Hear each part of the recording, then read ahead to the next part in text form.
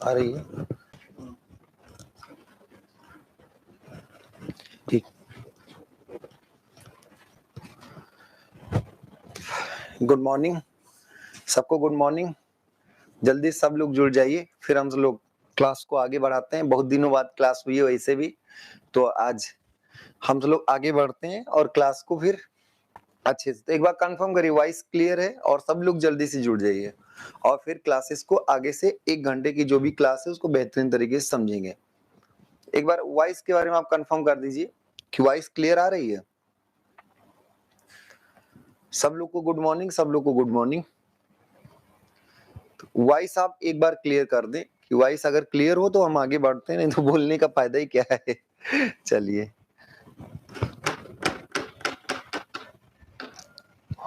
Voice clear है तो आगे बढ़ते हैं। अब पहले यूनिट को हमने डिटेल में आपको करा दिया, ठीक है। फर्स्ट चैप्टर आपने डिटेल में समझ लिया है और अब उसका क्वेश्चन भी आपको मिल गया होगा। अगर आप टेलीग्राम ग्रुप पे आप देख रहे होंगे तो टेलीग्राम ग्रुप पे आप पे क्वेश्चन फर्स्ट चैप्टर का, फर्स्ट चैप्टर की थियरी, फर्स्ट चैप्टर के जो बीच बीच में लेक्चर होते रहे हैं, सब कुछ आपको मिल गया होगा, ठीक है। तो अब हम कोशिश करेंगे क्लासेस ऑन टाइम ही हो, बीच में कुछ डिस्टरबेंस रहा करता था, लेकिन आज से क्लास हम कोशिश रहेगी कि 100% ऑन टाइम ही रहे, ठीक है। 10:30 की क्लास 10:30 पे स्टार्ट हो जाएगी, ठीक है। ये बात ध्यान रखिएगा, कोशिश यही रहेगी। आज जैसी क्लास स्टार्ट हो गई थी, ठीक। तो अब हम तो लोग आगे बढ़ सकते हैं। एक बार वॉइस का कंफर्म कर दीजिए, कोई भी आप वॉइस का क्लियर कर दीजिए जिससे हम आगे बढ़े। तो आप सब लोग ये बताइए कैसा रहा पेट का एग्जाम आप सब लोग का। पेट के एग्जाम में कितने स्कोर्स कैसे क्या है उसके बारे में थोड़ा सा आप डिटेलिंग करेंगे तो फिर आगे अच्छा रहेगा। आने वाली बम्पर वैकेंसीज हैं तो आप उस पर ध्यान दीजिएगा कि आगे से अच्छा रहेगा, काफी अच्छा। पेट से काफी कुछ आने वाला है। यूपी ट्रिपल एससी भी जेई के लिए पेट को एसेंशियल करने वाला है, तो ये ध्यान रखिएगा कि आने से वैकेंसी आपको पेट क्वालिफाई होना बहुत जरूरी ही हो गया है अगर आप स्टेट गवर्नमेंट में जॉब पाना चाहते हैं। चलिए, तो अब आगे बढ़ सकते हैं। फर्स्ट चैप्टर को हमने बहुत डिटेल में कर लिया है, लगभग 13 से 14 लेक्चर्स हुए हैं, जिसमें 1 बाय 1 अगर आप सिक्वेंसली देखें तो हर एक चीजों को आप क्लियरली समझ पाएंगे। बहुत ही इंपॉर्टेंट बात होती है कि रबड़ इलास्टिक है डक्टाइल, सॉरी ब्रिटल है कि डक्टाइल। तो ब्रिटल मटेरियल और डक्टाइल मटेरियल की क्राइटेरिया क्या होती है, जिसमें जब फ्रैक्चर हो तो परमानेंट डिफॉर्मेशन बहुत ज्यादा हो, जिसको हम वायर के फॉर्म में कन्वर्ट कर सके। वायर के फॉर्म में कब कन्वर्ट कर सको, जब वो खिंचता चला जाए और परमानेंट सेट ज्यादा हो, कि मतलब वायर के फॉर्म में, अभी नहीं कि खींच के फिर रिकवर कर ले, नहीं, अगर खींचा खूब ज्यादा और सब कुछ रिकवर कर लिया तो डक्टाइल नहीं। तो ये ध्यान रखिएगा, रबड़ में क्या होता है कि ज्यादातर डिफॉर्मेशन होता है, पर ज्यादा डिफॉर्मेशन इलास्टिक होता है, वो बाद में उसको रिकवर कर लेता है। प्लास्टिक डिफॉर्मेशन, परमानेंट सेट वाला डिफॉर्मेशन बहुत कम होता है। तो रबड़ में परमानेंट सेट कम होने के कारण, मतलब कि एक जब फ्रैक्चर होगा तो बहुत ज्यादा इलोंगेट होके नहीं होगा, इलोंगेट होगा, जो भी होगा वो रिकवर कर लेगा, इसलिए वो ब्रिटल मटेरियल की तरह बिहेव करता है। पॉलीमर्स हैं तो इसलिए वो आपका बिहेव करता है। इसके बारे में बात हो चुकी थी। अब हम सब लोग आगे बढ़ते हैं। नेक्स्ट चैप्टर का नाम ही काफी है, और इससे ध्यान रखिएगा, कोई भी एग्जाम दीजिए, कोई भी, इवन गेट, ईएससी या फिर आप एसएससी जेई, कोई भी जेई का एग्जाम, स्टेट जेई या फिर सेंट्रल जेई, कोई भी एग्जाम अगर आप देखें, इसी चैप्टर से इस सब्जेक्ट का 30 से 35 क्वेश्चन आता है। मतलब सोचिए इसका क्या वेटेज है।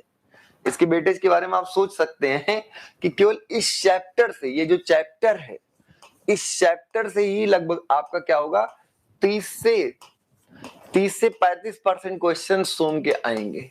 30 से 35% क्वेश्चन किसके, सोम के, केवल इसी चैप्टर। मतलब ये चैप्टर में क्या रखा है, अगर आपके 10 क्वेश्चन आते, 3 से 4 क्वेश्चन, 10 क्वेश्चन में 3 से 4 क्वेश्चन इसी चैप्टर के लगभग रहेंगे। अब इस चैप्टर का नाम क्या है, तो नाम ध्यान दीजिएगा, मैकेनिकल प्रॉपर्टीज। मैकेनिकल प्रॉपर्टीज क्या है, उसके बाद एक बहुत ही इंपॉर्टेंट बात, इलास्टिक कांस्टेंट्स कौन कौन होते हैं, कितने होते हैं, किस मटेरियल में कितना होना चाहिए, मतलब सारी डिटेलिंग। तो मैकेनिकल प्रॉपर्टीज, इलास्टिक कांस्टेंट और उसके बाद थर्मल स्ट्रेसेस। उसके बाद क्या है? Thermal stresses. तो इसकी इंपॉर्टेंस ही आप समझ सकते हैं कि कितना इसका वेटेज है। इस चैप्टर को आप मिस नहीं कर सकते। 2-3 बातें हम आपको क्लियर कर दे रहे हैं। टेलीग्राम चैनल पर जो आपका प्राइवेट चैनल है, जो पेड बैच का चल रहा है, टेलीग्राम चैनल पर आपको डेली जो आपको पढ़ाया जा रहा है उसके नोट्स मिल रहे होंगे। डेली नोट्स मिल रहे हैं। डेली जो भी आपको पढ़ाया जा रहा है उसका पीडीएफ आपको मिल रहा है, डेली पीडीएफ मिल रहा है। इसके बाद हमने चैप्टर 1 का थ्योरी पीडीएफ आपको भेज दिया है। थ्योरी पीडीएफ आपको मिल गया होगा, उसको आप डिटेल में पढ़ लें थ्योरी पीडीएफ। और उसके बाद चैप्टर 1 का आपको क्वेश्चन बैंक भी मिल गया है। चैप्टर 1 का क्वेश्चन भी मिल गया है। तो ये दोनों आपको मिल गए हैं, चैप्टर 1 का पीडीएफ भी, चैप्टर 1 का क्वेश्चन भी। अब क्वेश्चन आप पहले करेंगे। पहले कौन करेगा? आप इसको कर लीजिए। 1 से 2 दिन में आप इसको सॉल्व कर लेंगे। हमें उम्मीद है कि आप पर डे अगर 25 क्वेश्चन नहीं कर पा रहे हैं तो फिर बेकार है पढ़ना लिखना। आंसर्स भी आपके साथ हैं, कोशिश करिए कि इसको आप सॉल्व कर लें। आप इसको सॉल्व कर लेंगे, उसके 1-2 दिन बाद, मतलब हो सकता है कि हम कल या परसों में आपको इसको डिस्कस कर लें। इस सारे क्वेश्चंस को हम आपको क्या कर देंगे? डिस्कस कर देंगे, ठीक है? तो ऐसे ही चलेगा। थ्योरी पीडीएफ आपको मिलेगी, क्वेश्चन पीडीएफ मिलेगा। क्वेश्चन पीडीएफ आप सॉल्व करेंगे। हाँ, इस बार थोड़ा डिले हुआ, स्टार्ट था तो स्टार्टिंग में थोड़ी चीजें डिले हुई, लेकिन आगे से पढ़ाते वक्त ही आपको थ्योरी भी मिल जाएगा, पढ़ाते वक्त ही आपको क्वेश्चन बुकलेट भी मिल जाएगा। बात समझ में? तो सब कुछ डिटेल में आपको मिल जाएगा आने वाले समय में। उसके लिए आप टेंशन बिल्कुल मत लीजिएगा। हो सकता है कि चैप्टर 2 हम आपको कल परसों में ही प्रोवाइड कर दें, थ्योरी मिल जाए और क्वेश्चन भी मिल जाए। उसके बाद आप पैरेलल में ही प्रैक्टिस करें। और इसमें काफी क्वेश्चंस होंगे चैप्टर 2, क्योंकि वेटेज बहुत ज्यादा है। तो अगर इनमें से कोई भी चीज अगर आपको ना मिली हो टेलीग्राम चैनल से, तो आप हमें बता सकते हैं, या फिर नीचे जो काउंसलर सदस्य के नंबर है, जो जितने भी काउंसलर्स हैं उनको नंबर आपको दिया गया है, उसको आप लोग उनसे बात कर लीजिए। जो भी डाउट हो वो उसी के लिए बैठाए गए कि आपके डाउट को वो सुने और समझे और उस पर उचित कार्रवाई करें। बात समझ में आ रही? तो आप काउंसलर सदस्य से भी बात कर सकते हैं और प्रॉपर तरीके से आपको सॉल्यूशन मिल जाएगा। ठीक, अब इस चैप्टर्स पे सोचिए कि हम क्या पढ़ने वाले हैं। इन चैप्टर्स में हम क्या पढ़ने वाले हैं? तो पहली बात तो यही कि मैकेनिकल प्रॉपर्टीज, डिफरेंट टाइप के मैकेनिकल प्रॉपर्टीज हम जानेंगे। मैकेनिकल प्रॉपर्टीज के बाद कुछ इलास्टिक कांस्टेंट्स होंगे, कितने होंगे, क्या होंगे, कौन होंगे, सब में संबंध क्या होगा, 1-2 दिया हो तो 2 कैसे निकले, ये सारी चीजें आपके खूब इसी सब में घुमाते टहलाते रहेगा। ई जी म्यू के, इसी सब में कभी ईजी दिया रहेगा, कभी म्यू के दिया रहेगा, कभी कुछ दिया रहेगा, आपको सॉल्व करते रहना है, करते रहना है। कौन सी वैल्यू कितनी हो सकती है, कौन बड़ी हो सकती है, कौन छोटी हो सकती है, क्यों बड़ी होगी, क्यों छोटी होगी, इन सब में ही हम सब लोग घुसे रहेंगे। क्यों? क्योंकि हर एक लाइन में क्वेश्चन है। हर एक लाइन में क्या है? क्वेश्चन है। बात समझ में आ रही? इसके बाद आपका आ गया थर्मल स्ट्रेसेस। तो पहले तो यही कि थर्मल स्ट्रेस क्यों आएगा, और अगर थर्मल स्ट्रेस आएगा तो थर्मल स्ट्रेस में क्यों आएगा, कितना आएगा और कब नहीं आएगा। ठीक है, तो वॉइस तो क्लियर है ना? एक बार देवेंद्र कुमार जी आप बताइए, वॉइस क्लियर आ रही है ना? नहीं तो इतनी देर से भौ भौ कर रहे हैं, और अगर भौ भौ करने से कोई फायदा ही नहीं हो तो क्या फायदा। प्रणाम गुरुजी, खुश रहिए खुश रहिए। आज आप लेट हुए हैं, गुरुजी टाइम से थे। चलिए, तो मोस्ट इंपॉर्टेंट 1-2 बातें आप क्लियर कर लीजिए। जैसे अभी हमने बताया कि टेलीग्राम चैनल पे आपका जो प्राइवेट टेलीग्राम चैनल है, इसमें आपको डेली के डेली नोट्स मिल रहे होंगे सोम के, जो डेली पढ़ाया जा रहा है, जो आपको डिफरेंट अलग से हम पढ़ा दे रहे हैं ग्राफ, वो मिल रहा होगा। चैप्टर 1 का थ्योरी पीडीएफ मिल गया होगा, और उसका चैप्टर 1 का क्वेश्चन भी आपको मिल गया है। ठीक है, क्वेश्चन को आप पहले आज सॉल्व कर लें, किसी भी हालत में आप इसको सॉल्व कर लें, उसके बाद हम आपको क्वेश्चन कल या परसों में डिस्कस कर देंगे। ठीक है, तो ये सारी चीजें, कमिटमेंट्स पूरे हो रहे हैं कि नहीं? देवेंद्र कुमार जी आप बताइए। अभी तो आप पेट में फंसे हुए थे, पेट का पेपर कैसा गया आपका? देवेंद्र जी, आपका पेट का पेपर कैसा गया? अच्छा गया, चलिए बहुत अच्छा, बहुत शानदार, क्योंकि आने वाली वैकेंसीज में पेट बहुत जरूरी है। तो ये सारी चीजें मिल गई एक बार कि आपको डेली नोट्स मिल जा रहा है, जो भी यहाँ पर हम पढ़ा रहे हैं वो नोट्स का पीडीएफ मिल जा रहा है, नोट्स के पीडीएफ मिल रहे हैं ना डेली लगभग। जी ठीक है, थ्योरी पीडीएफ पहले चैप्टर का मिल गया, फर्स्ट चैप्टर का थ्योरी पीडीएफ, जो थ्योरी हमने पढ़ाई है उसका पीडीएफ आपको मिल गया। यस ठीक है, उसका क्वेश्चन, पहले चैप्टर का क्वेश्चन सीरीज, पहले चैप्टर का क्वेश्चन सीरीज आपको मिला, क्वेश्चन में आंसर्स भी दिए हैं, ध्यान रखिएगा। तो क्वेश्चंस आपको मिल गए, अब इसको आप आज किसी भी हालत में आज सॉल्व कर लीजिएगा, ठीक है। इसको आप सॉल्व कर लेंगे, उसके बाद फिर हम कराएंगे, थोड़ा जल्दी भी होगा और आपको समझ में भी आएगा। अब इसके बाद जो पढ़ाने वाले हैं बहुत बेहतरीन है, ठीक है। इसके बाद जो चलने वाला वो क्या है, बहुत ही बेहतरीन, चैप्टर 2। ध्यान रखिए, सोम की ये जान है, ये चैप्टर सोम का क्या है, बेसिक है। इस चैप्टर से हम आपको पहले भी बता चुके हैं कि चैप्टर 2 से 30 से 35% आपके क्वेश्चन आएंगे सोम के। मतलब अगर किसी एग्जाम में सोम के 10 क्वेश्चन आते हैं तो 3 से 4 क्वेश्चन तो इसी चैप्टर से आएंगे, इतना इंपॉर्टेंट है ये। 30 से 35 क्वेश्चन सोम के इसी चैप्टर से आएंगे, चैप्टर इतना इंपॉर्टेंट। क्या चैप्टर का नाम था, मैकेनिकल प्रॉपर्टीज, उसके बाद इलास्टिक कांस्टेंट और थर्मल स्ट्रेसेस। तो मैकेनिकल प्रॉपर्टीज अब हम डिटेल में करेंगे, और उसके बाद मैकेनिकल प्रॉपर्टीज के बाद इलास्टिक कांस्टेंट्स कौन कौन होते हैं, इन सब में क्या क्या रिलेशंस होता है, कोई दो दिया गया तीसरा निकाल लिए, और वही सब चीजें आपको करते रहना है। बहुत ढेर सारे क्वेश्चन बनेंगे इस चैप्टर का, क्वेश्चन सीरीज भी, क्वेश्चन बैंक। अच्छा, क्वेश्चन बैंक में हमने आपको काउंटिंग नहीं बढ़ाने के लिए दिया है कि नहीं गिनती बढ़ाओ कि 1000 क्वेश्चन कर रहे हैं, क्वेश्चंस में वेरिएशंस ज्यादा आपको मिलेंगे। मतलब 25 क्वेश्चन 25 डायमेंशंस में जाएंगे, और उस 25 से आप 100 क्वेश्चन सॉल्व करने लायक हो जाएंगे। तो 100 क्वेश्चंस आप एक बुक, नहीं तो एक साथ क्या होगा कि बाद में हम कंबाइंड एक आपको सोम का कंबाइंड मिसलेनियस क्वेश्चन सीरीज दे देंगे, जिसमें 500-600 रहेगा, प्रैक्टिस कर लीजिएगा। भाई अभी आपको चैप्टर वाइज दे दे रहे हैं, फिर मिसलेनियस एक चैप्टर रहेगा, उसमें आप पूरा पूरा आंसर सहित दे देंगे, उसको आप सॉल्व कर लीजिएगा, ठीक। अभी आप सब लोग देखिए, तो क्वेश्चन है मैकेनिकल प्रॉपर्टीज।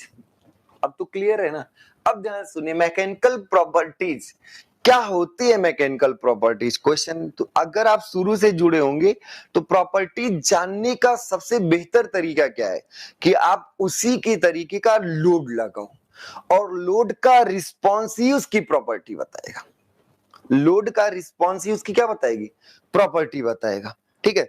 तो मैकेनिकल प्रॉपर्टीज में पहली प्रॉपर्टी हम पढ़ेंगे इलास्टिसिटी, पहली प्रॉपर्टी जो आप पहले लेक्चर से ही पढ़ रहे हैं।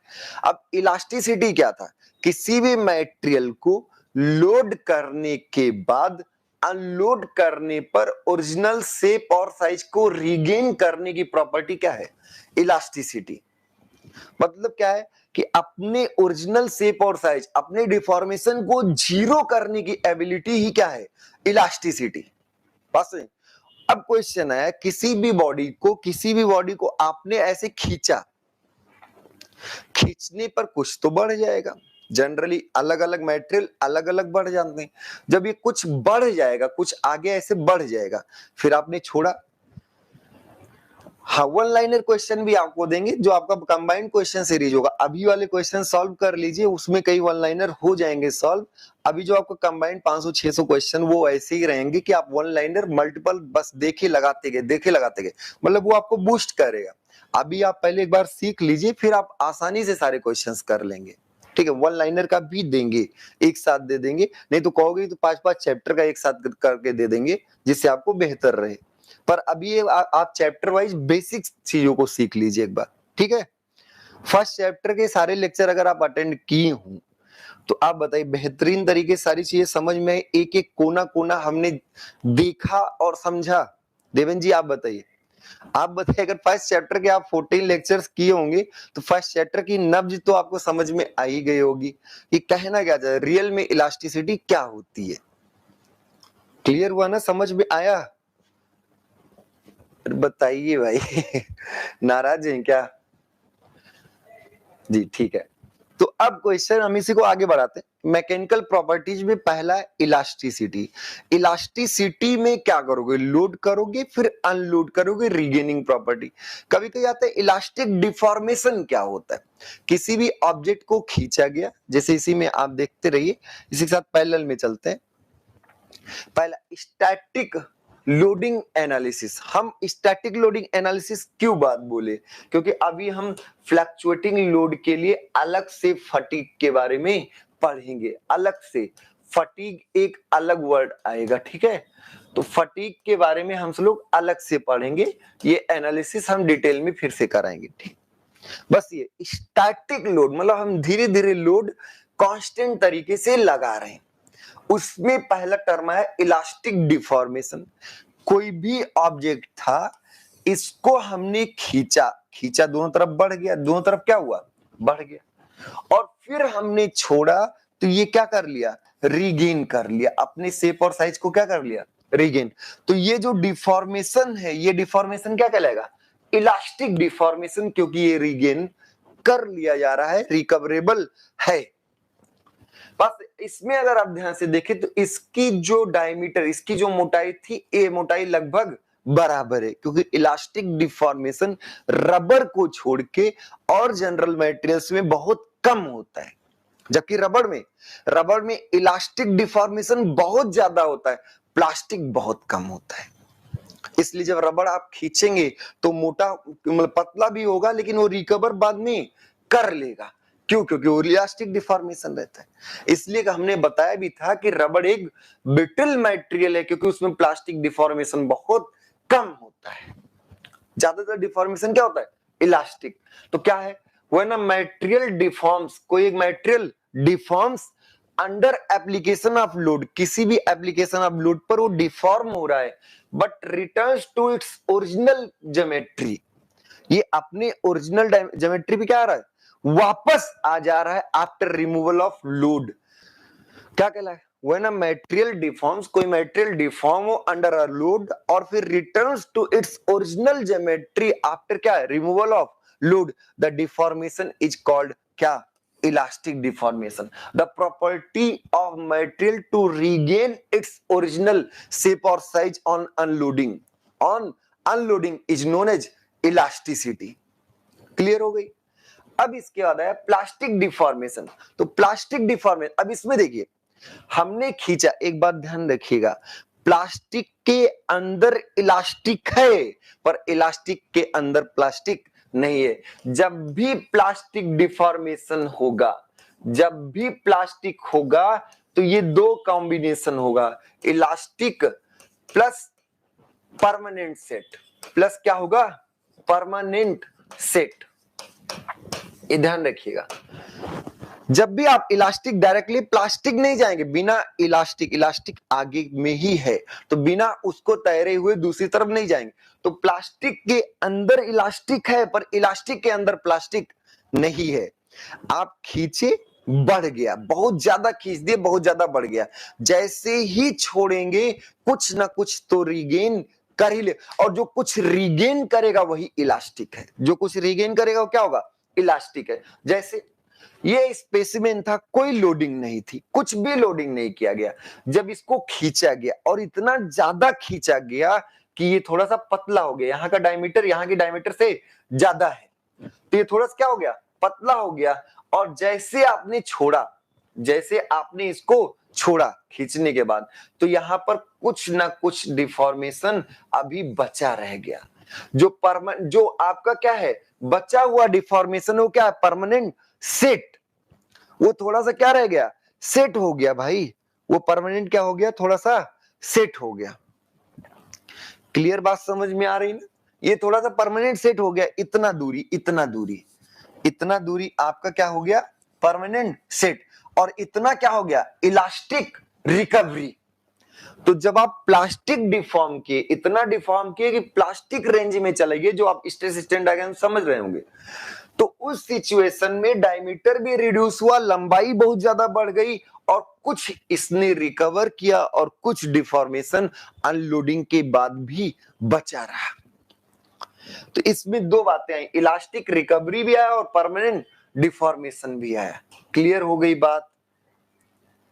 समझ में आ रहा है ना? क्लियर? तो इसमें क्या, if the load is increase, plastic deformation क्या है? प्लास्टिक डिफॉर्मेशन क्या है? तो इसमें क्या, if the load is increase to a value, कोई एक वैल्यू तक, देखिए स्टार्टिंग में प्लास्टिक नहीं आएगा, स्टार्टिंग में इलास्टिक है। तो if the load is increase to a value that after its removal, after its removal, its मतलब load removal, after removal of load the original geometry is not recovered, original geometry is not recovered, the deformation is called plastic deformation। अच्छा थोड़ा सा जल्दी कर रहे हैं क्योंकि ये सब चीजें बहुत डिटेल में हो चुकी हैं, तो बहुत जल्द फायदा है नहीं कि लंबा खींचे जा रहे हैं। तो the deformation is called plastic deformation. Specimen before loading, specimen under loading जब लोडिंग था, और स्पेसिमेन आफ्टर लोडिंग, तो आफ्टर लोडिंग इससे थोड़ी सी लंबाई क्या हो गई, ज्यादा हो गई, और जो थोड़ी सी लंबाई ज्यादा है परमानेंट सेट कहलाएगा, और ये परमानेंट सेट, और जो थोड़ा सा रिकवर किया गया ये इलास्टिक रिकवरी कहलाएगी। बात समझ में आ रही? अगला एक प्रॉपर्टी स्ट्रेंथ क्या है? गुरुजी इस पर बात तो आपने कर ही लिया है, स्ट्रेंथ पर बात कर ही लिया है। स्ट्रेंथ आप बताइए, स्ट्रेंथ आपके हिसाब से क्या है? तो स्ट्रेंथ और स्ट्रेस पे बात खूब हुई है। स्ट्रेंथ क्या है? वह मैक्सिमम स्ट्रेस क्या है?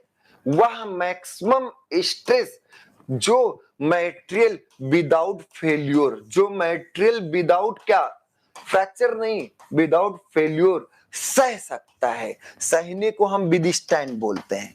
सहने को क्या बोलते हैं? विदस्टैंड। जो मटेरियल वियर कर सकता है, ठीक है, the maximum stress that a material can withstand without failure. Maximum stress, कोई भी मैक्सिमम स्ट्रेस जो मटेरियल बिना फेल्योर के सह सकता है, स्ट्रेंथ कहलाता है। और स्ट्रेंथ किसी भी मटेरियल की क्या होती है? प्रॉपर्टी होती है। स्ट्रेंथ किसी भी मटेरियल की क्या होती है? प्रॉपर्टी होती है। और ये कैसे पता चलेगा? जब आप मटेरियल को टेस्ट करोगे। अब जैसे फेल्योर का क्राइटेरिया अलग अलग आदमी अलग अलग मानता है। फेल्योर जो है, फेल्योर बड़ा अजीबोगरीब टर्म है। फेल्योर अलग ही टर्म है। जैसे सिंपल सा आपको एग्जांपल, बहुत बेहतरीन एग्जांपल चल रहा है। आप मान लीजिए गए और एक टी शर्ट खरीद के लेके आए, बहुत आसान, टी शर्ट खरीद के लेके आए, आपको बहुत पसंद था, क्यों खरीदे? तो ये हो सकता है किसी को देने के लिए खरीदे, उसकी बात नहीं कर रहे हैं। बात यह है कि आपका पर्पज है कि आप उसको पहनोगे। आप उस टी शर्ट को, शर्ट को, या भी जो भी लेडीज है तो उसके अपने ड्रेस होते हैं, जो भी है उसको आप परचेज किए और पहनने के लिए लेके आए। घर पर पहुंचे, फोन किए, वीडियो कॉलिंग हुआ, वीडियो कॉलिंग पे बोल दिए कलर पसंद नहीं है। आप कहे यार कलर ही नहीं पसंद है, तुरंत फेंक दिए, तुरंत वो फेल हो गया। तुरंत क्या हो गया? मतलब घर पे पहुंचा नहीं उसके पहले क्या हो गया? फेल। तो उस समय तुरंत फेल हो सकता है। क्यों? क्योंकि अब वो आपके पहनने योग्य नहीं है। जो आपने इंटेंडेड फंक्शन डिसाइड किया था वो फुलफिल नहीं कर पा रहा, तो फेल हो गया। तो आप जिस दिन उसको पहनना छोड़ दिए उसी दिन क्या हो गया? फेल। और वो दिन हो सकता है कि 1 घंटे में ही आ जाए। और किसी ने कहा नहीं यार उनके कहने से क्या होता है, हम लिए हम पहनेंगे, तो वो पहन रहा है। उसने कहा कि 2 दिन बाद धुला, उसका फेड हो गया, कलर फेड हो गया, कलर ही उसका चला गया। तो कलर अगर कम हो गया तब भी आपने कहा अब नहीं पहनेंगे यार, कलर ही इसको उतर गया, तो उस समय क्या हुआ कि फिर फेल हो गया। तो किसी का फेल होना कलर फेडिंग है, किसी का फेल होना दूसरे को कलर पसंद है, और किसी का फेल होना कह रहा जब तक फटेगा नहीं तब तक छोड़ेंगे नहीं, तब तक पहनते रहेंगे। तो किसी का फेल होना, किसी का क्या है कि अगर कॉलर फट गया तो कॉलर फिर से उल्टा करा के सिला लेंगे, तब तक पहनेंगे। तो फेल्योर रिलेटिव कॉन्सेप्ट है। किसको आप फेल्योर मान रहे हैं? किस चीज को आप फेल्योर मान रहे? जैसे हम डक्टाइल मटेरियल में यील्ड होना ही फेल्योर मान लेते हैं, इसलिए एक अलग स्ट्रेंथ है। क्या स्ट्रेंथ है? Yield strength. इसलिए क्या आया? Yield strength. तो यील्ड स्ट्रेंथ क्या बताता है? वह मैक्सिमम स्ट्रेस जिस पर मटेरियल यील्ड होने लगेगा, या इससे कम अगर लोड रहे तो यील्ड नहीं होगा। ये कहेगा इससे कम स्ट्रेस आए तो यील्डिंग नहीं होगी। तो यील्ड स्ट्रेंथ। अल्टीमेट स्ट्रेंथ कब आएगा? जैसे ब्रिटल मटेरियल में यील्डिंग होता ही नहीं, तो गए अगर कोई पूछे ब्रिटल मटेरियल नेकिंग होता नहीं होता, बिल्डिंग मटेरियल ब्रिटल मटेरियल में यील्डिंग होता नहीं होता है, ब्रिटल मटेरियल में फ्रैक्चर, यील्डिंग और अल्टीमेट तीनों एक ही होते हैं, बिल्कुल सही बात है, सारी चीजें सही है। तो यील्ड स्ट्रेंथ किसी का क्राइटेरिया है, किसी का अल्टीमेट स्ट्रेंथ है, किसी का फ्रैक्चर स्ट्रेंथ है, और एक बात बताएंगे कि किसी का एंड्योरेंस स्ट्रेंथ है। किसी का क्या है? एंड्योरेंस स्ट्रेंथ है। बात समझ में आ रही है? तो स्ट्रेंथ क्या है? Maximum stress that a material can be withstand without failure. Strength is defined as, strength मतलब सामर्थ्य, सामर्थ्य इज क्या? Defined as. तो स्ट्रेंथ इज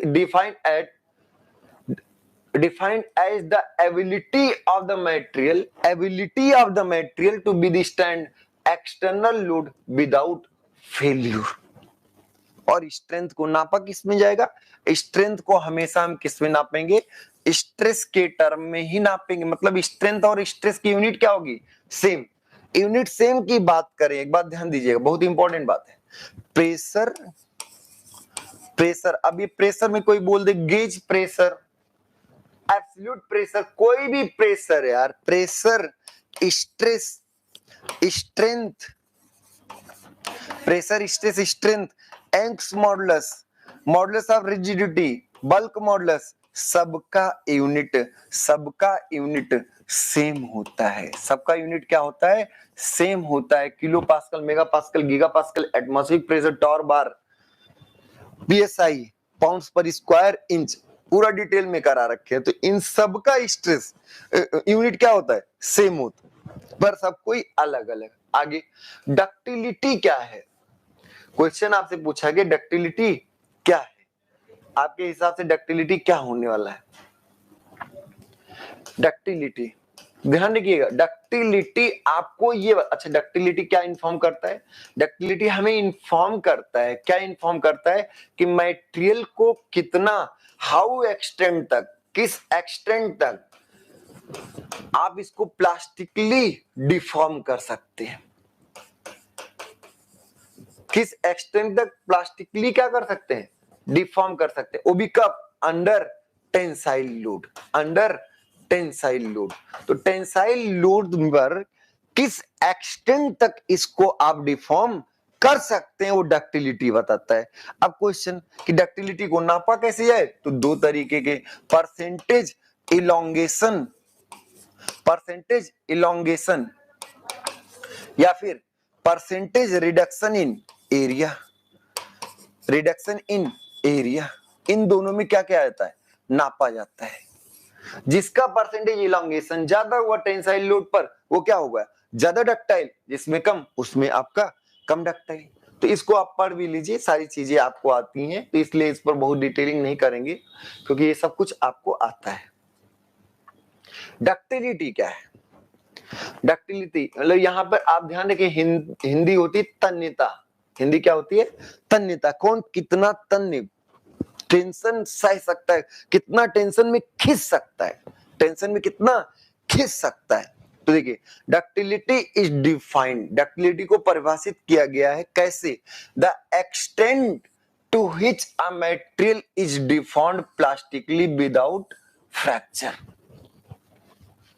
किस एक्सटेंट तक, किस हद तक, एक्सटेंट का मतलब क्या है? हद। तो किस हद तक कोई भी मटेरियल प्लास्टिकली, किस हद तक कोई भी मटेरियल प्लास्टिकली क्या कर सकता है?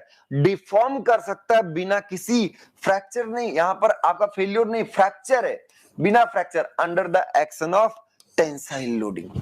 तो डक्टिलिटी ये हमें बताता है, डक्टिलिटी क्या बताता है? कि किस हद तक, किस एक्सटेंट तक कोई भी मटेरियल प्लास्टिकली, कोई भी मटेरियल प्लास्टिकली बिना फ्रैक्चर के टेंसाइल लोड पर डिफॉर्म हो सकता है। आगे, the degree of plastic deformation is called ductility. Plastic deform होने की डिग्री, बोले किस हद तक, डिग्री कैसे नापोगी? नापने का वही है परसेंटेज इलोंगेशन या फिर परसेंटेज रिडक्शन इन एरिया। तो द डिग्री ऑफ, ये सब एक ऑब्जेक्टिव क्वेश्चन है, degree of plastic deformation is called ductility. आगे, डक्टिलिटी में बी एक्सप्रेस्ड, डक्टिलिटी को एक्सप्रेस किया जाता है कैसे? क्वांटिटेटिवली, मात्रात्मक रूप से कैसे करेंगे? तो डक्टिलिटी में भी express quantitatively as either percentage elongation और परसेंटेज रिडक्शन इन एरिया। या तो परसेंटेज इलोंगेशन में मेजर करेंगे या तो परसेंटेज रिडक्शन इन एरिया। और ये सब हो चुका, इसलिए थोड़ा फास्ट करिए। द परसेंटेज इलोंगेशन मतलब percentage elongation is the percentage of plastic strain at fracture. और वो क्या होगा? परसेंटेज इलोंगेशन क्या होगा? Final length minus initial length. Percentage elongation क्या होगा? Final length minus initial length upon initial length into 100। Final length minus initial length upon initial length into क्या होगा? 100 होगा। बात समझ में आ रही ना? तो अब डक्टिलिटी आप क्लियर हो गया। या जैसे परसेंटेज रिडक्शन इन एरिया क्या होगा? तो परसेंटेज रिडक्शन जब बोल दे रहे हैं, जब आपको परसेंटेज रिडक्शन बोल दे रहे हैं, तो रिडक्शन मतलब पहले ज्यादा रहा होगा, तो पहले minus final area upon initial area into 100। अगर ये सर्कुलर सेक्शन है तो ये होगा डी पहले का स्क्वायर माइनस डी फाइनल का square upon D initial square into 100। क्यों? क्योंकि एरिया अगर सर्कुलर एरिया है तो pi by 4 D square. Circular area क्या होगा? Pi by 4 D square. तो इनिशियल डायमीटर का स्क्वायर पाई बाई 4 कट जाएगा ऊपर नीचे, तो इनिशियल डायमीटर का स्क्वायर माइनस फाइनल डायमीटर का स्क्वायर अपॉन इनिशियल डायमीटर का स्क्वायर इनटू 100। क्लियर हो गया? अब डक्टिलिटी की इंपॉर्टेंस जो बता चुके हैं, इसको फिर से पढ़ लेते हैं। If the material is fractured without showing any appreciable amount of plastic deformation. कोई भी मटेरियल, फिर से पढ़िए, if the material is fractured, failure नहीं, फ्रैक्चर्ड मतलब ब्रेक हो जाए। If material is fractured without showing any appreciable amount of plastic deformation, बिना प्लास्टिक डिफॉर्मेशन को शो किए हुए मटेरियल फ्रैक्चर हो जाए तो वही क्या कहलाता है? वो मटेरियल क्या कहलाता है? Brittle material. वही मटेरियल क्या कहलाएगा? भंगुर कहलाएगा। वही मटेरियल क्या होगा? If the material is fractured, कोई भी मटेरियल फ्रैक्चर विदाउट शोइंग, बिना showing any appreciable amount of plastic deformation is called brittle material. क्या कहलाएगा? भंगुर पदार्थ कहलाएंगे। क्लियर हो गई बात? बहुत कई बार हो चुके। मोस्ट इंपॉर्टेंट बात, मोस्ट इंपॉर्टेंट, बहुत ही इंपॉर्टेंट, इसको मार्क करके रखिए। सब मतलब क्वेश्चंस आ ही जाते हैं। Most ductile material is platinum. Most ductile material कौन है? प्लेटिनम है। इसको लिख लीजिए शॉर्ट नोट्स में, कई बार लिख लीजिए। Most ductile material is platinum. जैसे डक्टाइल देखे तो कॉपर भी है, एल्युमिनियम भी है, सिल्वर भी है, गोल्ड भी है, पर मोस्ट डक्टाइल जिसको कई गुना ज्यादा आप बड़ा खींच सकते हैं बिना फेल्योर के, बिना ब्रेकिंग के, बिना फ्रैक्चर के, वो कौन है? प्लेटिनम। ये कई बार पूछा गया क्वेश्चन, नोट कर लीजिए। तो most ductile material is platinum. आगे, a knowledge of ductility of the material is important for 2 reason. बहुत इंपॉर्टेंट बात ये लिखा गया है। क्या लिखा गया है? डक्टिलिटी का ज्ञान होना क्यों इंपॉर्टेंट है? कोई भी मटेरियल डक्टाइल है ये जानकर हमें क्या खुशी मिलेगी? तो खुशी मिलेगी, बता रहे हैं, खुशी के चक्कर भी इधर उधर मत भटकिएगा, खुशी वैसे भी मिलेगी। आइए, इट इंडिकेट्स, ये निर्देशित करता है। क्या निर्देशित करता है भाई? इट इंडिकेट्स टू डिजाइनर, ये डिजाइनर को बताता है the degree of which a structure will deform plastically before fracture. तो एक तरीके से ये डिजाइनर को ये बताता है कि ये मटेरियल बिना फ्रैक्चर के किस हद तक डिफॉर्म हो सकता है, बिना फ्रैक्चर के। इससे क्या होगा कि भाई अगर थोड़ा बहुत बढ़ गया तो तुरंत अरे अरे बप्पी, अरे टूट गया, अरे गया, नहीं करना है। क्यों? क्योंकि हमें पता है ये अभी किस हद तक बढ़ के तब टूटेगा, तो ये इन्फॉर्म कर रहा है। और उसी चक्कर में डिजाइनर को समय मिलेगा, वो सोचे समझेगा कि अभी इसको बदलना चाहिए कि नहीं बदलना चाहिए। तो ये एक तो डक्टिलिटी ये इन्फॉर्म करता है, इट इंडिकेट्स टू डिजाइनर, ये डिजाइनर को निर्देशित करता है the degree to which a structure will deform, किस डिग्री तक, किस कोटि तक, किस हद तक structure will deform plastically without या बिफोर फ्रैक्चर। प्लास्टिकली किस हद तक ये डिफॉर्म हो सकता है बिना फ्रैक्चर। पहली बात तो ये बताता है। दूसरा क्या होता है, मैन्युफैक्चरर को क्या बताएगा आगे, इट स्पेसिफाइड डक्टिलिटी ही क्या करता है, स्पेसिफाई करता है the degree of allowable deformation during manufacturing process. तो ये आपको, जैसे आपको पता है कि गोल्ड को हम खींच सकते हैं, तो अगर गोल्ड को खींच सकते तो हमें पता है, तो हम उसको वायर के फॉर्म में, मतलब जो सुनार होगा आपका गोल्ड, इसमें जो आपका सुनार होगा, वो सुनार क्या जानेगा कि इसको किस हद तक खींचेगी कि नहीं टूटेगा। तो ये मैन्युफैक्चर को ये भी इन्फॉर्म करता है कि किस हद तक ये बिना फ्रैक्चर के प्लास्टिक डिफॉर्म हो सकता है। एक डिजाइनर को बता रहा और एक मैन्युफैक्चर को। डिजाइनर के लिए इंपॉर्टेंट है कि वो तुरंत उसको ऑब्जर्व करके फेल्योर को प्रेडिक्ट कर ले, और मैन्युफैक्चर की दूसरा शेप उसको दे सके, दूसरा शेप क्या करे, दे सके। क्लियर हुई बात। और मोस्ट डक्टाइल मटेरियल क्या है, प्लेटिनम। नोट कर लीजिएगा, most ductile material is platinum. Most ductile material क्या है, प्लेटिनम है। इसको आप नोट रखिएगा। आगे बढ़े। Next, brittleness. ब्रिटलनेस क्या है भाई, ब्रिटलनेस क्या है, कुछ नहीं है गुरुजी, ब्रिटलनेस कुछ नहीं, क्या होता है, भंगुरता क्या है। अरे यार, भंगुरता है कि बिना बताए टूट जाओ, बिना बताए निपट लिए। बिना बताए क्या है, बिना बताए कि मतलब इसमें कोई एप्रिसिएबल अमाउंट में प्लास्टिक डिफॉर्मेशन ना हो बिफोर फ्रैक्चर।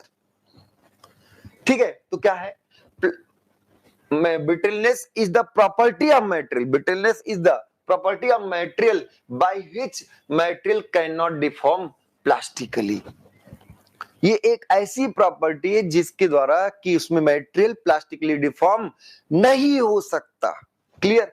अब इसमें क्या, परसेंटेज इलोंगेशन। भाई डिफॉर्म तो दुनिया भर के सब कोई डिफॉर्म होके ही टूटता है, पर क्वेश्चन ये है कि किसको हम ब्रिटल कहेंगे। तो अगर डिफॉर्मेशन 5%, परसेंटेज इलोंगेशन 5% से क्या है, कम है, तो वो आपका ब्रिटल मटेरियल है। जैसे cast iron, aluminium, sorry cast iron, उसके बाद सिरेमिक, उसके बाद सिरेमिक भी आपका ब्रिटल मटेरियल है। ब्रिक्स हैं, कंक्रीट्स हैं, ये सब क्या है, कंक्रीट भी आपका ब्रिटल मटेरियल है, ये ध्यान रखिएगा।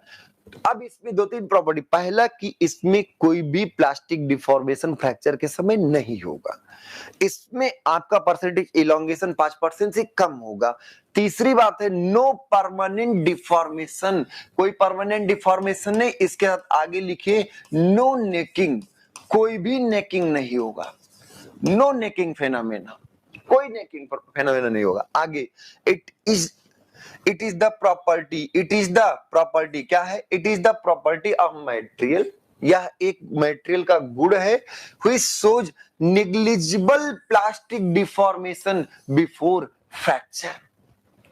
तो ब्रिटलनेस एक ऐसी प्रॉपर्टी है जिसके द्वारा क्या होता है, नेग्लिजिबल डिफॉर्मेशन बिफोर फ्रैक्चर होता है। बात है।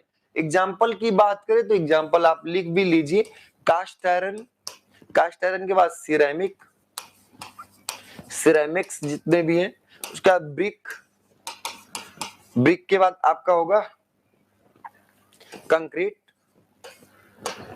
ब्रिक्स होंगे, कंक्रीट होगा, कास्ट आयरन होगा। ये जनरली आपके क्या है, ब्रिटल मटेरियल है। बात समझ में आ रही। एग्जाम्पल।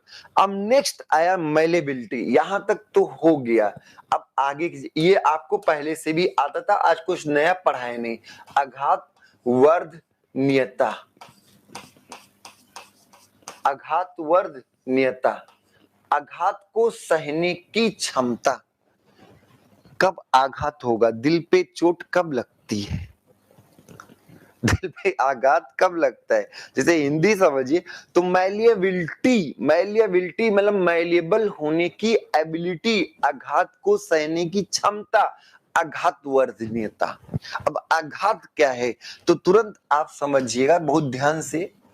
जैसे आप किसी लोहार के पास गए, किसके पास गए, लोहार के पास, ब्लैक स्मिथी के पास, और लोहार को कोई एक मटेरियल दे दिए और इसे कहे हमें क्या चाहिए, हमें चाहिए रामपुरी। हमें क्या चाहिए? रामपुरी चाकू चाहिए।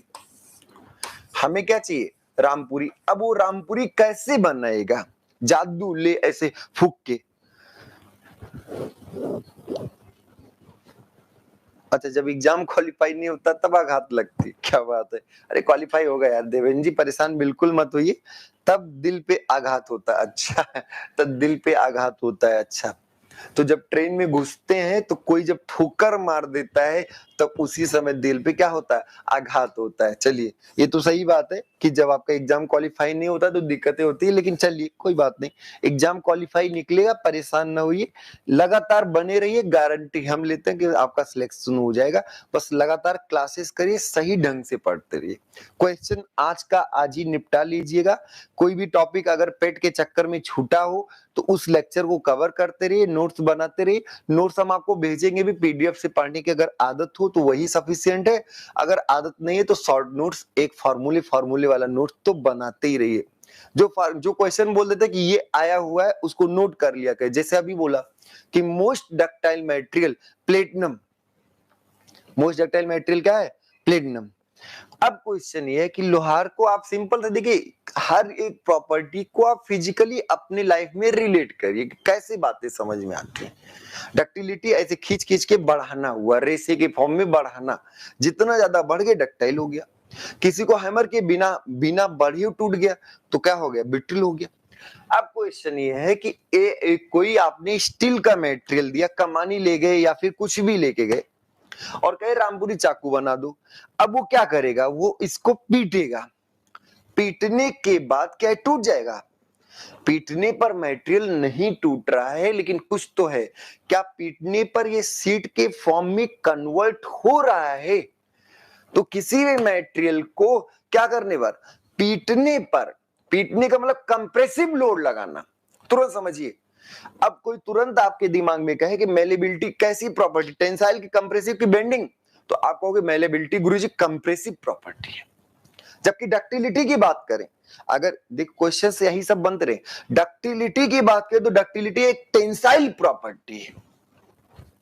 तो जब किसी मटेरियल को कंप्रेसिव लोड लगाए, कंप्रेसिव लोड लगाने पर सीट के फॉर्म में कन्वर्ट होने की एबिलिटी मेलेबिलिटी कहलाती है।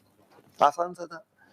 कंप्रेसिव लोड, जैसे आपको गोल्ड का एक छोटा सा टुकड़ा मिला सुनार को, और उसने पीट के इतना पतला, इतनी बड़ी सी सीट बना दी, तस्तरी बना दिया। है छोटा सा टुकड़ा, इतना छोटा सा, मतलब 50 ग्राम में इतनी बड़ी कटोरी बना दिया सीट के फॉर्म में। मतलब उसको धीरे धीरे पीट पीट के, और उसे पता है कि किस हद तक ये क्या हो सकता है, बिना फ्रैक्चर के सीट के फॉर्म में कन्वर्ट हो सकता है। यही चीजें होती है। आपसे पूछा है मेलेबिलिटी क्या है, तो कंप्रेसिव लोड के कारण सीट के फॉर्म में कन्वर्ट होने की एबिलिटी मेलेबिलिटी कहलाती है। और मेलेबिलिटी एक कंप्रेसिव प्रॉपर्टी है। मेलेबिलिटी से आप किसी भी मटेरियल को सीट के फॉर्म में, जैसे रोलिंग करना है तो मेलेबल मटेरियल होना चाहिए। बिना मेलेबिलिटी के रोलिंग नहीं होगा। एक बात ध्यान रखिए, ज्यादातर डक्टाइल मटेरियल, जितने मटेरियल टेंशन में खींच सकते हैं वो कंप्रेशन में दब भी जाते हैं। तो most of the ductile material क्या होते हैं? Most of the ductile material malleable होते ही हैं। जैसे सिल्वर है, वो मेलेबल भी है, डक्टाइल भी है। गोल्ड है, मेलेबल भी है, डक्टाइल। अब क्वेश्चन है कि कौन ज्यादा मेलेबल है? तो जो जितने पतले सीट के फॉर्म में कन्वर्ट हो जाएगा वो ज्यादा मेलेबल है। तो अब ध्यान दीजिएगा, गोल्ड मोस्ट मेलेबल मटेरियल है। क्या बोला हमने? Gold most malleable. सुनार क्या दिमाग में है? मेलेबिलिटी आया, गोल्ड याद हो गया। गोल्ड, तो गोल्ड क्या है? मोस्ट मेलेबल मटेरियल है। इसको सीट के फॉर्म में ज्यादा डायमीटर तक कन्वर्ट कर सकते हैं। पास है? और ज्यादातर डक्टाइल मटेरियल मेलेबल होते ही हैं। ब्रिटल मटेरियल्स, जो लंबाई, जो टेंशन में बिना किसी इलोंगेशन के फ्रैक्चर हो रहे हैं, वो कंप्रेसिव में भी बिना इलोंगेशन के ही फ्रैक्चर होंगे। तो ब्रिटल मटेरियल्स मेलेबल नहीं होते। ब्रिटल मटेरियल्स क्या होते हैं? मेलेबल नहीं होते। ये भी लाइन नोट करिएगा, most malleable material is gold. ठीक है, याद रहना चाहिए। अगला मेलेबिलिटी। मेलेबिलिटी क्या है? It is defined as the ability, it is defined as the ability of the material to deform. अब आघात का मतलब ही कंप्रेसिव लोड था, ये ध्यान रखिए। आघात, जब भी आघात लगेगा तो क्या होगा, कंप्रेसिव लोड लगेगा। तो it is defined as the ability, क्षमता of the material to deform a greater extent before sign of crack. Greater extent तक डिफॉर्म होना बिना किसी क्या है, क्रैक के, साइन के, और वो भी when it is subjected to compressive force. Compressive force लगाने पर किस हद तक आप क्या हो रहे हैं, डिफॉर्म हो रहे हैं बिना क्रैक के, क्या कहलाएगा, मैलेबिलिटी। ठीक है। मोस्ट मैलेबल मटेरियल इज कौन है, सोना है बाबू, सोना वाला नहीं है। सोना सच में सोना, नींद वाला सोना नहीं है। कौन सा सोना है, गोल्ड है। ठीक है। तो गोल्ड, गोल्ड क्या है, मोस्ट मैल्येबल मटेरियल। इसको बहुत ज्यादा फीड पीट के क्या कर सकते हैं, पतला कर सकते हैं। कुछ इंपॉर्टेंट बातें नोट करके रखिएगा। नोट, नोट ही दिलाएंगे, नोट। कौन दिलाएगा नोट, नोट दिलाएंगे, नोट। बात है, इसको ध्यान से देखिए। नोट में क्या है, एल्युमिनियम, एल्युमिनियम, आयरन, गोल्ड है, silver, copper. Aluminium, gold, silver, copper, ये सब क्या है, एल्युमिनियम, गोल्ड, सिल्वर, कॉपर आपके क्या हैं, ये आपके डक्टाइल भी हैं और मैल्येबल भी हैं।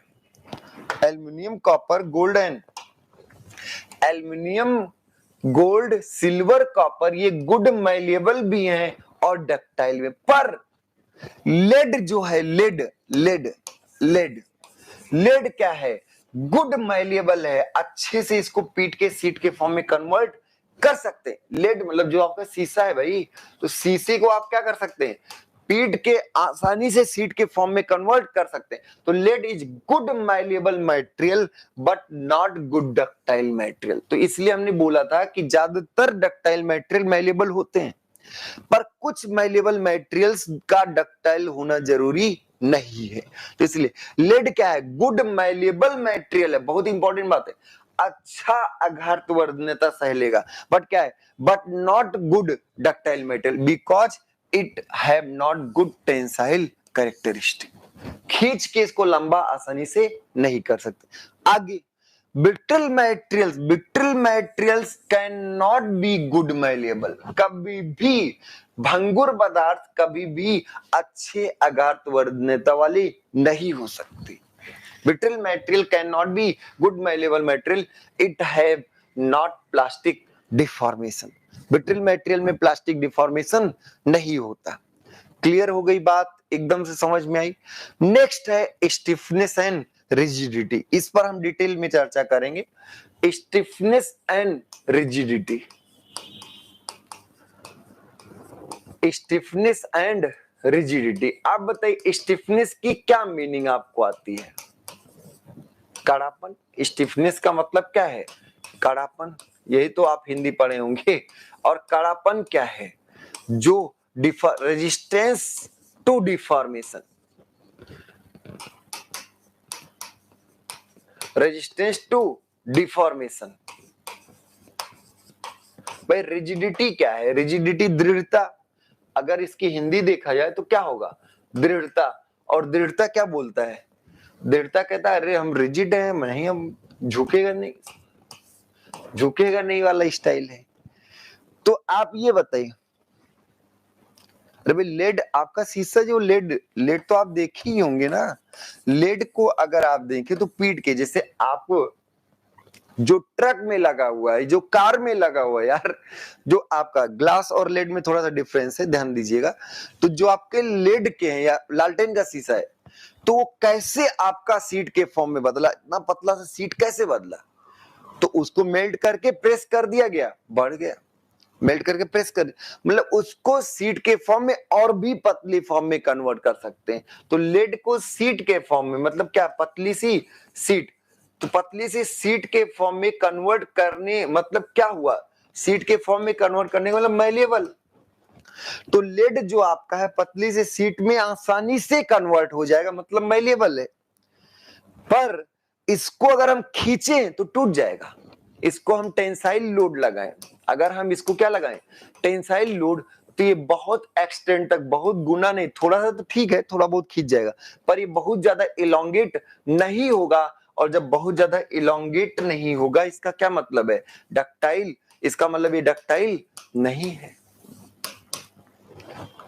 तो डक्टिलिटी आपके हिसाब से क्या है, डक्टिलिटी है टेंशन में बढ़ जाना, और मेलेबिलिटी क्या है, कंप्रेशन में चौड़े हो जाना, फैल जाना, सीट के फॉर्म में कन्वर्ट होना। तो लेड को सीट के फॉर्म में तो कन्वर्ट कर सकते हैं, इसलिए मैलेबल है, इसलिए क्या है,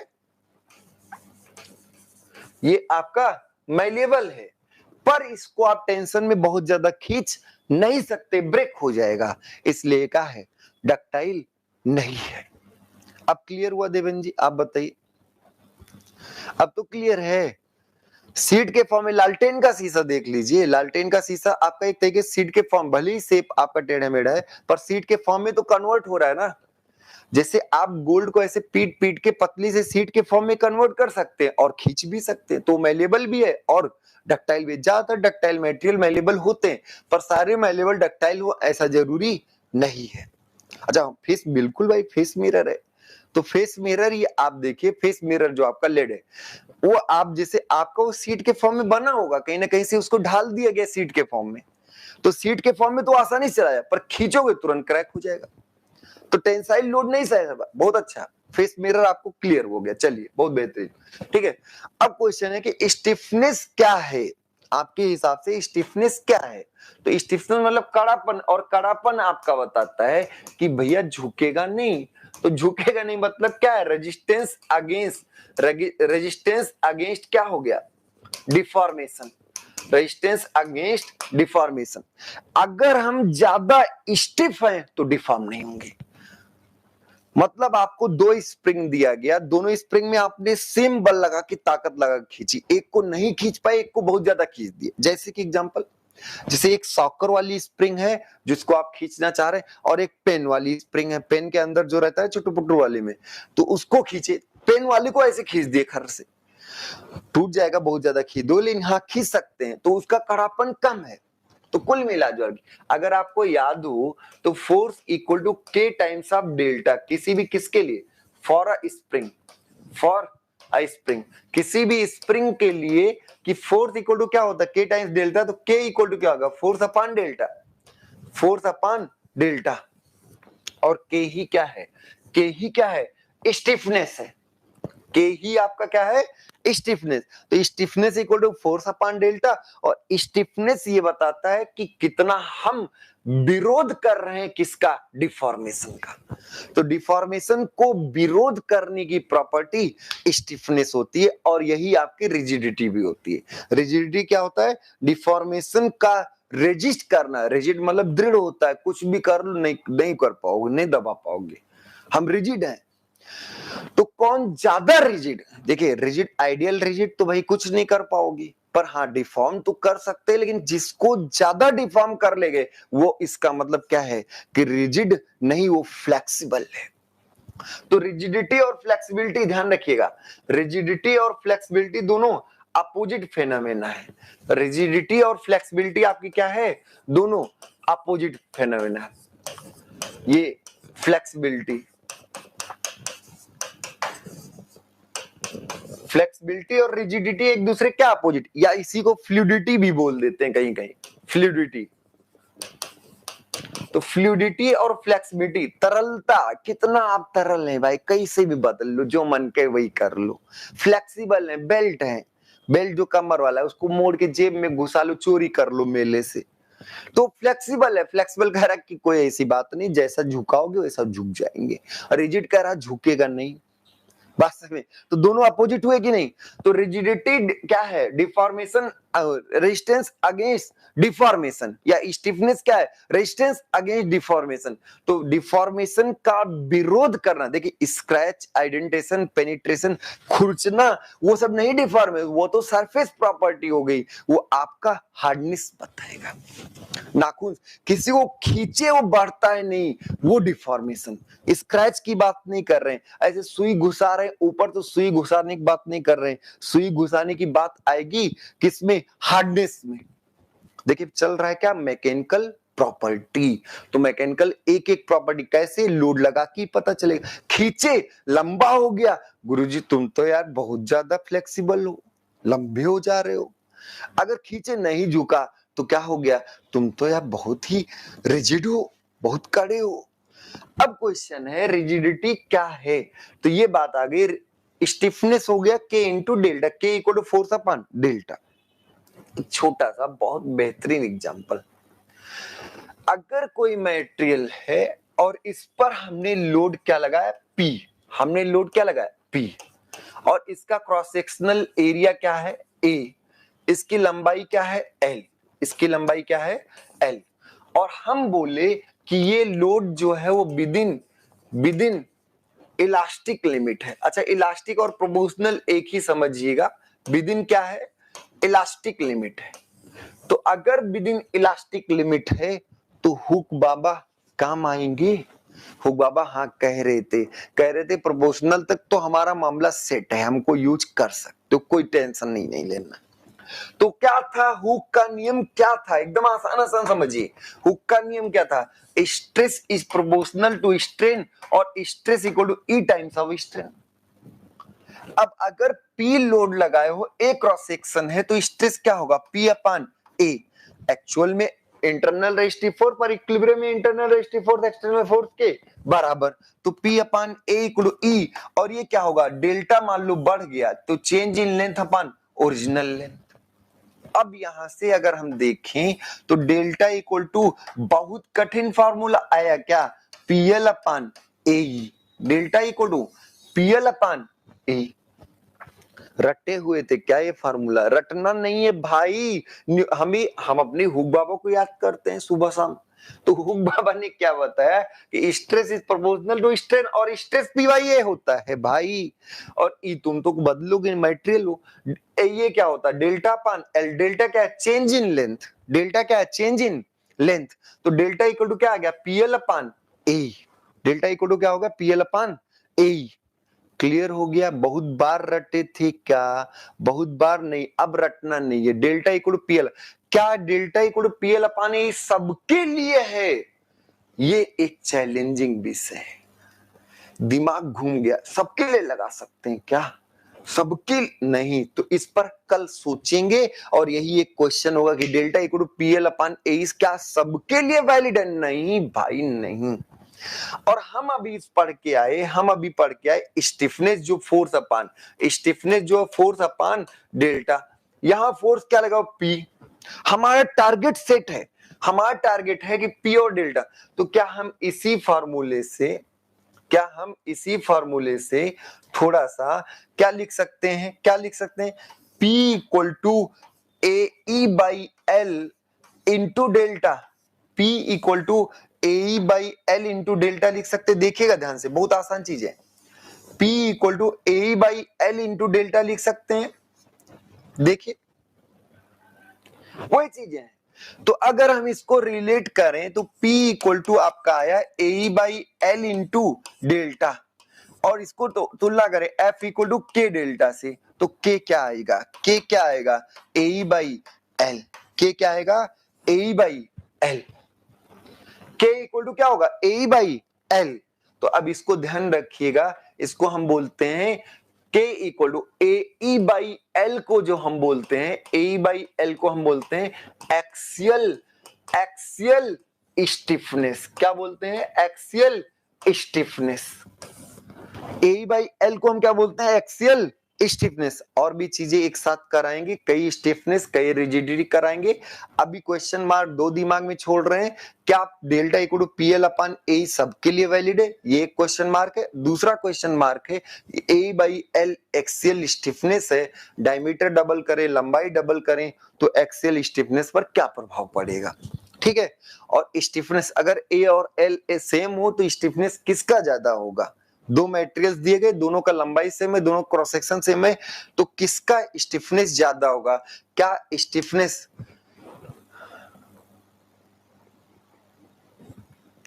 अच्छा जो टॉपिक आपको हम देते हैं, मतलब कि आपको जो पीडीएफ है ये पहले मिल जाए तो बेहतर होगा, यही आप कहना चाहते हैं ना।